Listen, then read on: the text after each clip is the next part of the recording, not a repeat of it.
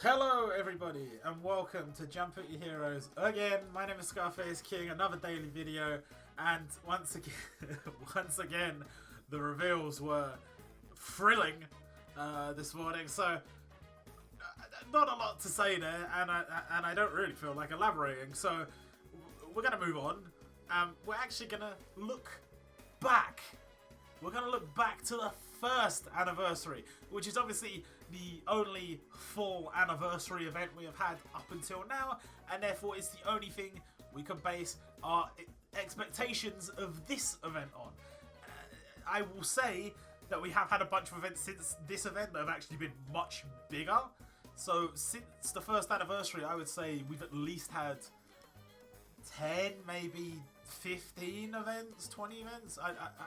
We're averaging about, I guess, are we averaging about 2 a month? It depends on the month, but we've definitely had bigger events. We've had like a handful of events that were much bigger than this anniversary. I'm going to throw up on the screen now. Bang, there is the post from the website from last year. Now, I'm just going to quickly go through it and just talk about maybe some of the things we can expect to return and some of the things maybe we can't expect to return. Obviously, a load of stuff is already going on right now, but let's go through it. So, we had the live stream. Obviously, we are having the live stream yet again this year, and I dare say it's going to be much the same. I'm trying to remember what they did with this live stream, to be honest. I think they did a lot of announcements early on. So they announced like the winner of the vote for the character that's getting an evolution. There we go. My brain turned back on, and then they started announcing new characters being added to the game. So I would expect we'd follow much the same format, except for the fact that Sumi P doesn't seem to appear on these anymore. Maybe he's too busy developing some amazing content. They had some challenge stuff, then they had some more announcements of stuff that was actually happening in the events, and I think there was another challenge stage, and then I think there was some announcements on some upcoming updates.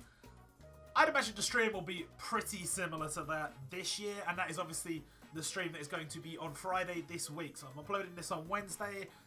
Thursday is going to be a teaser and probably not much else, and then Friday is going to be the stream. And we had an anniversary website last time. Is this going to break everything? I hope not. And this is the first anniversary website. Ooh, it's loading in slow. It's loading in slow. And you can see here on the first anniversary website, we actually got a bunch of information on the events. This was updated after the fact, after the stream, to tell us what was going to be happening during the anniversary. And you can see there's a whole bunch of stuff on here, including this, which we'll talk about in just a second. It's on the other page. And loads of stuff on there. I think they're probably going to give us another free background too, so that would be nice. Question time, yeah. Okay, so the 4-star awakening. We might get a character that awakens from 4-star at this anniversary. I would say it's actually quite likely we will either see either Rukia, maybe, Usopp, maybe, or I would say probably the most likely is Toromaru Ryuji from Otoko Juku, just because we've already got Genji's evolvers, so we might as well get Ryuji's evolvers as well, and then Otoko Juku's actually got quite a nice roster at this point. But they didn't have any kind of vote for this, so we don't really know what to expect. Maybe there was a character that came like a bit further down the list that hadn't got an evolver yet, that will get an evolver. But I don't imagine they'll take that into consideration, the results from last year. There was a bunch of character buffs. We actually already had this year. We didn't have it in 2 batches like this. It was just one big batch of like 30 characters. And some of those changes are really nice. Some of those changes are really good. So login bonus. Again, I'm expecting a lot of rubies. We got 1,500 last time. I'd say 1,500 is about. I'd expect. Wait, hold on. That's 15 days. This event's actually longer than that. This event goes on till like the 20th. So potentially more. I don't want to get people's hopes up. Potentially more than 1,500 rubies. I'm hoping this comes back, the free multis every day instead of the free singles every day. Just because there's so many characters that are like really good that I'm missing from the standard summer pool. So I'd totally be on board for that. Comeback campaign we actually already have. The line friend reset, we haven't had this event. We had it not that long ago, a few months ago I think. But if this does happen and you get a reset time for this, they'll give you a reset time. You just got to go mad adding people online to get your rubies. Yeah, you just got to go mad adding them. Add them to line. Add them online. Add loads of people online. Then go in game. Invite them all to the game. You'll get rubies every time you do that. And then when you hit your limit, wait for the reset and then get some more. I think they're gonna do that again. I am fairly certain. So something to consider. Strengthening campaign, we already know is happening in some aspects. You know, we've had a half stamina thing, we've had a ×2 drop thing, and I think power up success was also announced, so we know that's happening. Now, this was what I was saying was on the other page, the share gacha. I really hope this comes back. If you weren't here for it, this was a guaranteed 5-star unit for free. You would share the summons you did each day in game, and you would get a chance to pull on this gacha. I think you got 5 chances for each share or something like that. And there were a load of great 5-stars in there, but there are also 4 limiteds. I'm hoping they do this again. I'm hoping it's an updated pool, potentially more than just 4 limiteds.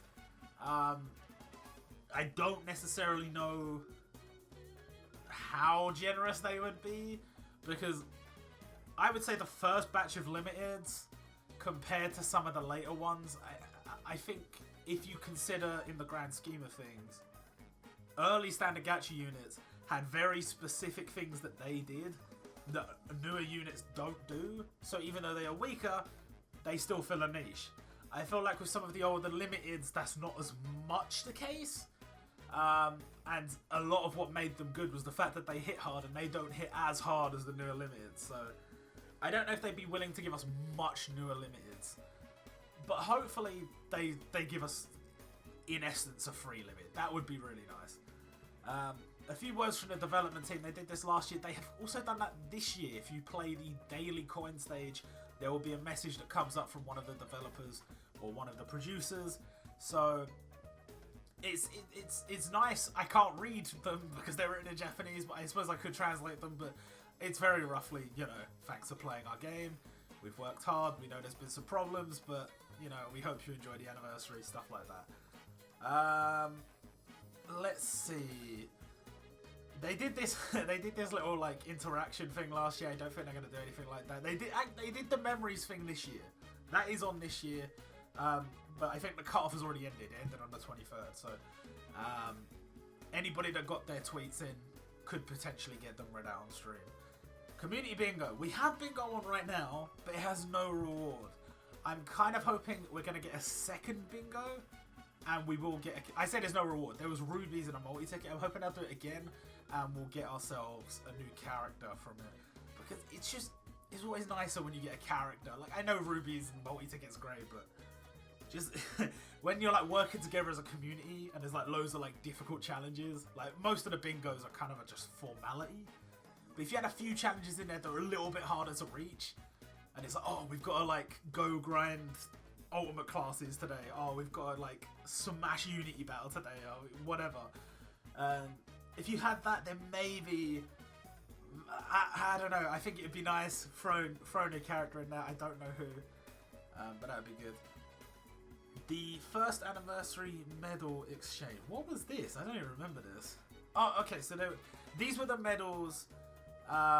We got these this year as well. The second anniversary medals. This is the first anniversary medals.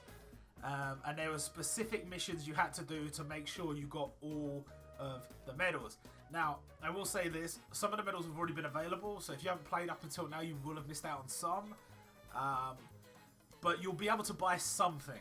Like, you might not be able to get all the rewards you want to get, but you'll be able to get something if you start playing now. And when we know what the missions are, I will put them up on the website. I will say this. They have been very clear. You will not be able to buy everything in this store no matter what. There is a limit of coins, and it is less than the amount you need to buy everything. So you will have to make a choice. Just something to consider. We'll get a new beginner class event. I really think it's gonna be, I don't know. I feel like they have to do Soga King for April Fools. That's my opinion. And if they do like a new Usopp beginner stage and it's a Soga King costume, that would be so cool.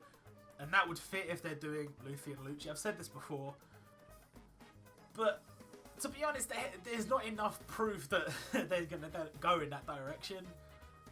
So it might be something we haven't even considered yet. So fingers crossed it's something interesting, because with the Yamcha stage, obviously it's April Fools, you know. It was cool to see Yamcha added. It's cool that he's got like a costume like that. But there was literally no reward for beating the stage. It would be cool that even if it was a gag stage, you still got something like some rubies or whatever. Because it was quite difficult. I know it was a joke, but it was, you know, is what it is. Now, a new Transcendent is a given. Who it will be, I don't know. And same with the catastrophes. I mean, it's probably quite safe to say Majin Buu will be a catastrophe. It's Kid Buu. And maybe, will Toby be a catastrophe? I don't know. He seems like he should be, but he's taken like a back seat in the preview image, so I don't know. Now, I'm hoping they do this again, because I love events like this. They take a character that's already a 4-star and bring in an evolver to evolve that character, and they'll give you like a free copy of that character. And then they release a new character that is from the same series, and then you get to evolve both of them. I'm hoping they do this again. I don't know who I'd actually want it on. Maybe like a character from Sket Dance or something like that, because that would fit. But then again, we already knew iShield 21 was involved in the anniversary by this point last year. So if Sket Dance was involved, we would probably know already. So it might be the case that we get a new Sakigake Otokojuku character, and they evolve from 4-star to 6-star, and then Toromaru Ryuji is the evolved one. Or they could do it with Bleach, because we know Bleach is involved. It could be Rukia and another character. I think I said in one of my prediction videos, Chad and Rukia. Or what other series have they announced? Dragon Ball, they already all evolve. Usopp, you could have a new One Piece character and they both evolve. Shokugeki no Soma doesn't have any 4-stars. Is that it? Is that all the series? I think that's all of them. So, I don't know. But I hope they do another event like that. I like those. I hope they do another challenge event. As far as challenge events goes, I would say Ryuk was one of the easier ones. It was just like following very specific rules. He was telling you what to do, or the enemies were telling you what to do. Compare that to something like Hades, that was much more challenging, or Karasu. If they did something like that again, that'd be kind of cool. I still can't beat any of the Genkai battles, so stages like this are a bit of an ego boost because I can actually beat something that's supposed to be difficult. Again, the catastrophe class events. I'm kind of hoping with the catastrophes they do, like, because this event is supposed to be longer. It's supposed to go to the 20th. I'm hoping we get 3. That might be a bit much, like, but 3 limiteds, 3 catastrophes. Kind of like I'd kind of like to see that. I don't know. It kind of probably looks like that wouldn't be the case, but they haven't teased that much stuff. Now, this was an interesting thing they did last year, where you could fight against the producers in Tower, and you'd get bonus like rewards for beating them, bonus points and stuff. It's kind of cool, but at the same time, if you're gonna do a Tower event, I feel like there's a lot of interesting things you could do. And this is just kind of because it's like bonus points for beating the devs teams, but they weren't that good. And like if you had a half decent team, you would win. So I'm kind of hoping they try something. Like, imagine, I think there was another game where they had like, you got to a certain point. Was it the Naruto Tower battle or something like that? One of the games. You got to a certain stage, and then it was the Fairy Tail game that had it. They had a tower game mode type thing, and you do like first stage, second stage, third stage, boss, first stage, second stage, third stage, boss, or like fourth, fifth, whatever. And the boss would come in and it would be way harder, and it would just be like, as far as I can tell, it was just random difficulty. That kind of thing in Tower, if you just like had these random enemies show up, like random bosses from the game, and you had to beat them, like, you know when you choose the top option and it's a random opponent, if that was just like a random PvE team, and they just come and just start like smacking you up, or they have like special debuffs or something, you get major rewards for beating them, that would be so cool. The Thanksgiving gacha, they've done a lot of gacha like this one, where you just, is 1,000 for a guaranteed 5-star. You can only do it a certain number of times. And +1 limit break. That's what I called it back then, but that was before limit break was actually a thing. These kind of gacha are very good for beginners and are not for veterans normally, because your chances of getting something good that you want are kind of low, and 1,000's a lot to pay for a multi unless you're getting a guaranteed new unit.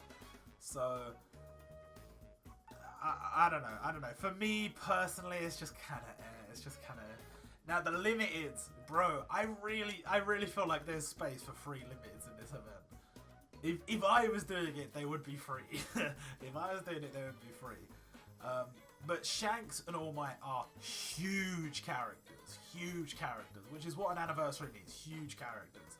And like I said, I didn't notice this before, but since this event has come around, we had Shanks from One Piece, who has one arm and used to be the #1 swordsman. And we have All Might, who is the #1 hero with the power 1 for all, and he fights against all for one. Lots of ones because it's the first anniversary. Okay, I'll stop. But something similar with twos could be possible. Something to consider. If you could think of characters with the idea of the #2 involved, maybe, you know, 2 separate characters as one unit, or maybe some kind of fusion, or maybe they have like 2 weapons, or maybe they have 2 special abilities, or maybe I don't know.